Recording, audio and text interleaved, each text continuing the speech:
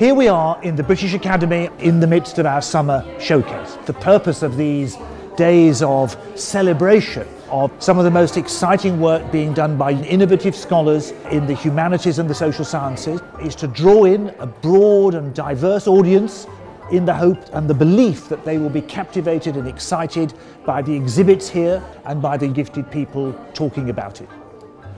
Our experience so far has been really eye-opening.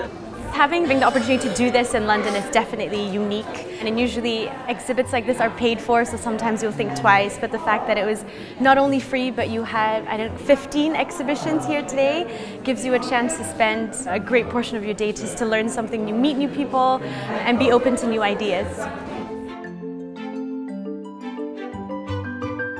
Right from the beginning, I was intrigued by every single thing. I just needed more time.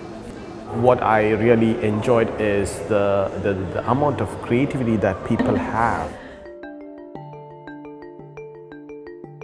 My day's been really good. I'm learning so much. We came here on a whim, and so we were super impressed by everything that's been going on, and I like how diverse the different stalls have been, and yeah, we've just learned loads.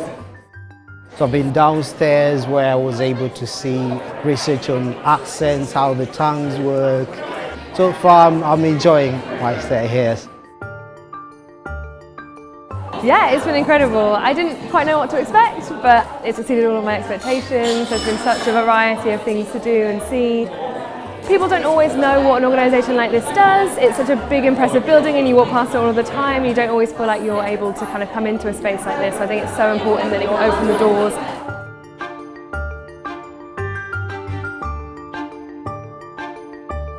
Human behaviour is in many ways the most important subject. It's what we all do.